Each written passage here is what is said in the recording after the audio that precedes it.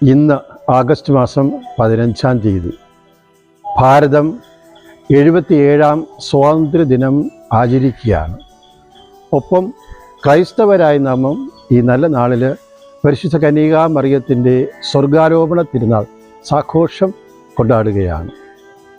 അനേകായിരം ദേശഭക്തർ അക്രമരഹിതമായ സമരത്തിലൂടെ കടന്നുപോയാണ് ഇന്ത്യക്ക് സ്വാതന്ത്ര്യം നേടിത്തന്നത്.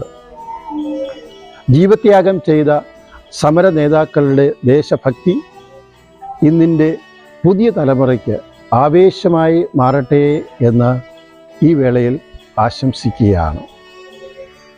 അമലോത്ഭവയായി ജനിച്ച് വിശുദ്ധിയിൽ വളർന്ന് വചനത്തോട് പരിപൂർണമായ വിശ്വസ്തത പാലിച്ച പരിശുദ്ധ കന്യകാമറിയത്തിൻ്റെ ജീവിതം ഒരു സ്നേഹബലിയായി പിതാവായ ദൈവം സ്വീകരിച്ച വലിയ സംഭവമാണ് സ്വർഗാരോപണം.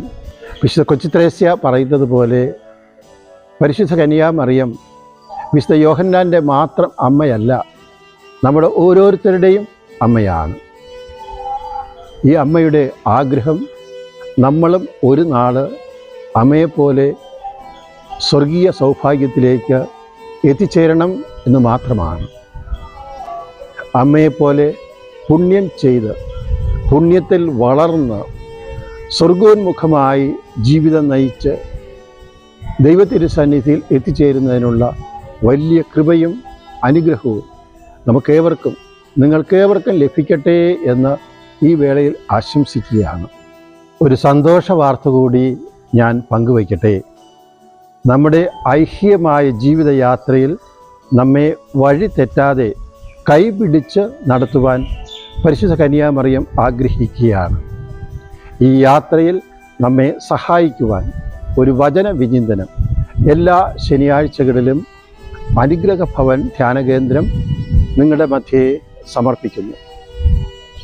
അനുഗ്രഹ ഭവൻ്റെ വൈദിക കൂട്ടായ്മയാണ് ഈ വചന വിചിന്തനം നൽകുന്നത്.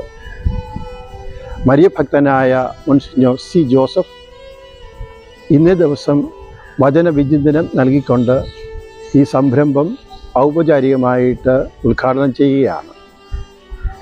ഈ സ്നേഹ കൂട്ടായ്മയിലേക്ക്, മരിയൻ കൂട്ടായ്മയിലേക്ക് നിങ്ങൾ ഏവരെയും സ്നേഹപൂർവ്വം സ്വാഗതം ചെയ്യുന്നു.